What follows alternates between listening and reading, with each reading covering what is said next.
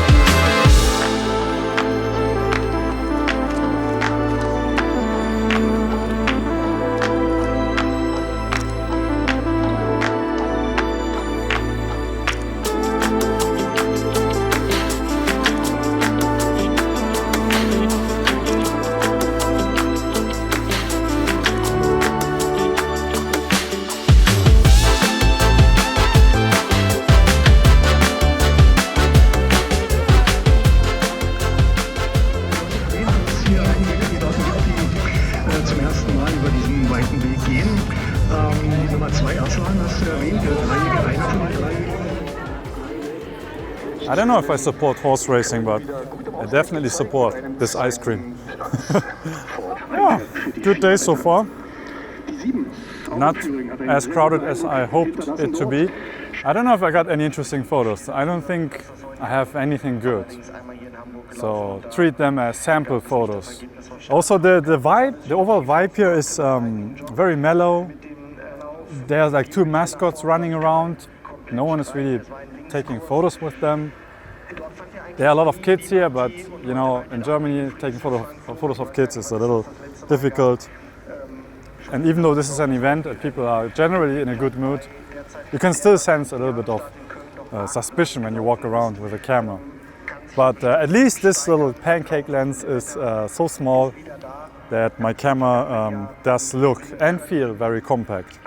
So I want to give my first impression using this lens for 20 minutes today.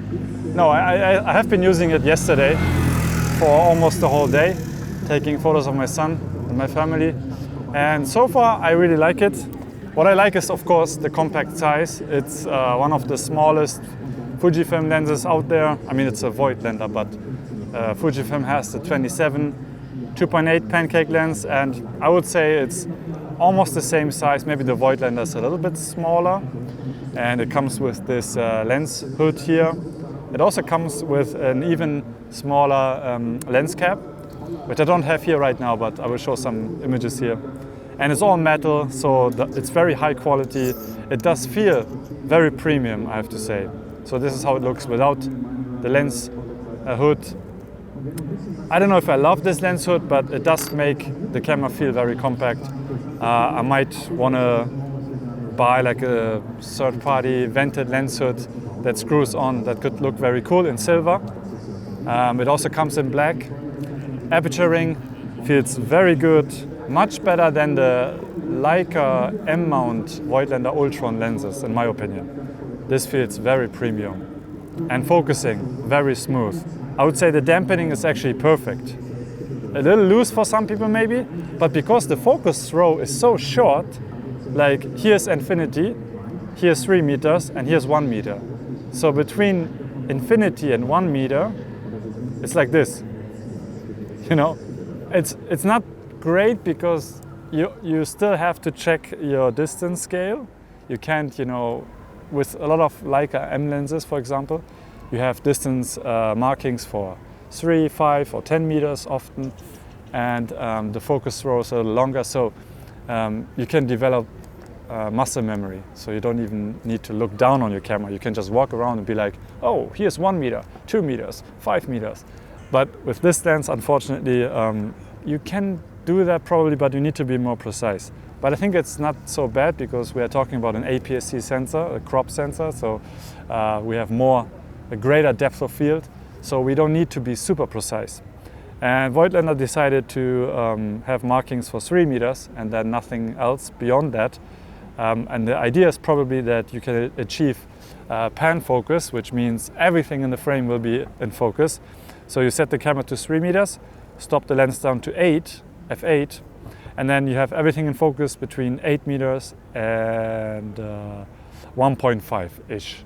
You basically don't need to worry about focusing. You can just snap pictures, and today is actually a perfect day. A lot of light. But what if you don't have enough light and you want to use f4 or maybe f2.8 or f2? Then it becomes a little bit more difficult. And I personally own another Voigtländer Ultron lens, which is also 40mm full frame, and that is this one here. This is the 40mm f2 Ultron from Voigtländer for Nikon F mount. This is my D850, and this is what I like to use for street photography alongside my small GRs. Wait, I have to prove to you that I still carry my GR. This is the 28 version. And this lens here has become my absolute favorite lens, my favorite lens of all times. It's super sharp, the bokeh is so beautiful, it's modern looking, but it still has some character. And you can see I glued on a little focus tab here, so it feels more like a Leica lens. And this one has distance markings up to 5 meters. And because it's full frame, I need to be very precise. But here, because it's APS-C, I don't need to be precise. But I still was hopeful that Voigtländer would basically make a Fuji version of this lens here. But unfortunately, that's not the case. Not only when it comes to focusing and the distance scales, but also when it comes to bokeh, the background, the autofocus background area. Although this lens is called Ultron, which means it has modern rendering, it does look more like a Nocton lens. If you look at the bokeh balls, they are a little harsh. And later I will show you some comparisons, or maybe now, between this one and my GS3X, which is also a 40mm full frame equivalent. The GS3X can only open up to 2.8, but because the bokeh is much smoother, it's more pleasing to me, and people pop out from the background a little better, I think, on this lens and on my GS3X. On this lens, because the background, even though it's out of focus, has hard edges, it doesn't give you too much of a separation. But there's still some kind of 3D pop you can see, especially when you focus very close. And this one goes all the way down to 25 centimeters. So if you want to know what that is, that's basically, let me see, that's like this close. So this is very close. And then the bokeh looks beautiful. So the closer you get, the more pleasing it looks. But if I take a photo of David here, my filmer, then let me actually do that. And now you can see there is some separation, but the bokeh is not, in my opinion at least, it's not super pleasing. And let me do the same with this lens here. It's not a fair comparison because this is, full frame. But just to show you the difference in bokeh, let's go. So it's a little more pleasing to my eyes. And then something I observed is focusing. Yeah, focusing. So with an EVF, you have focus peaking, which should give you a lot of control. But I find that using focus peaking which is great on these Fujifilm cameras, especially the viewfinders that have a resolution of 3.98 million dots. It's good, but shooting wide open, I don't always know if I'm 100% in focus. And maybe like 7 out of 10 shots are not 100% focused. So I always have to punch in, zoom in, and then correct for critical focus. On this camera, even though it's full frame and I need to be more precise, I can trust the focus indicator in the viewfinder. This is an OVF here, and I can't zoom in, but I get 9 out of 10 shots in perfect focus. On this one, it's harder. So it's a little bit disappointing, but I guess you have to take your time and zoom in and then focus.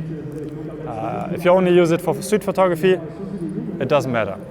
So maybe if you use one of the newer EVFs from the XH2, I guess, the 5-point-something million dots viewfinder, maybe it will be easier then. But everything below 3.98, a little difficult. So if you want to focus wide open and want to focus fast. Cut! All right, we are back home and I don't have the lens anymore. I returned it yesterday. Thanks again, Photo House. But I still took a few more sample images and comparing the lens to, for example, the Fujinon 23 F2. I have a Camlen 28 1.4, which I also really like. And then I also compared it to the Ricoh GR3X. And I know what you're thinking. You're probably thinking, why not the 27 2.8 from Fujifilm, right? So I don't have that lens anymore. I owned it for about a year. I used it a lot, so I know how it looks and renders. If you want to know what I prefer, I would lean towards the Voigtländer 27 F2. And if you want to know which one to get for you, this is hard to answer, of course, but I would say if you can't live without the convenience of autofocus, then of course go with the Fujinon lens. If you want a more premium feeling lens, a lens that also has character, is a little bit sharper than the Fujinon 27, but has many focusing, and this could be a pro argument for some of you, then yeah, go to the Voigtländer 27 F2. It really depends on your shooting style. The Voigtländer is made for snap shooting, street photography, so for that it works great. The Fujinon 27 2.8, another great lens, and it has weather sealing. If you buy the weather sealing version, this is another huge plus, which the Voigtländer lacks. So it's difficult. But the 23mm f2 lens from Fujifilm is another popular lens. So if you see the comparison, then you might be able to use that as a reference point to compare it to the 27 2.8. I don't know if that works. And now before we go to the comparison photos, I want to give a quick thanks to MPB, the sponsor of this video. MPB is an online reseller which is available across Europe and the US. And I personally prefer buying secondhand, but I don't like the experience of some of the auction sites where it's basically a gamble. You don't really know who you're dealing with. As a seller and as a buyer, it's always a little risky. So I prefer MPB because I know I can trust them. They check and clean all their camera gear, you get warranty, and you can return the camera or lens if you're not satisfied. And I actually recently bought another camera from MPB specifically to use it in this video, and that is this camera, the Fujifilm X Pro 2 Graphite Edition.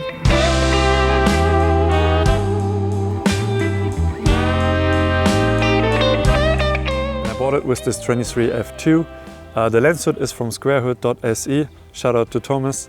And I wanted to use this camera with the 27 f2 Voigtländer lens because as a street photographer, having a rangefinder style OVF combined with a manual-focusing lens with proper distance scales, that sounded very attractive to me. And unfortunately, the Voigtländer 27 f2 doesn't offer parallax correction in the OVF. It does, however, show proper frame lines with the Fujifilm X Pro 3, which is also available on MPB. So unfortunately, I couldn't test this combination. But if you're looking for a fully manual analog experience on a digital camera, then the X Pro 3 with the 27 f2 Voigtländer would be my choice.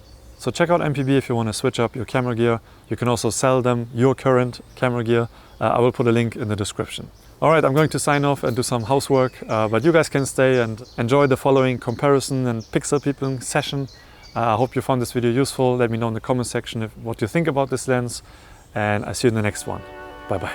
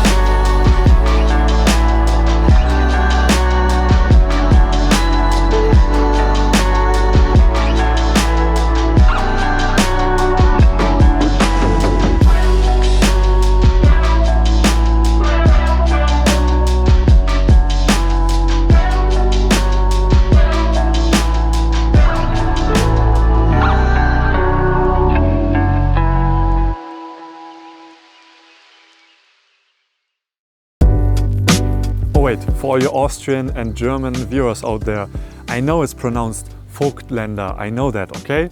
But we say Voigtländer because we are speaking to an international audience. Americans don't know how to pronounce Voigtländer, okay? You know, I don't force everyone to pronounce my Japanese name right. They don't need to say Rintaro. It's okay if they say Lintaro or Lintaro.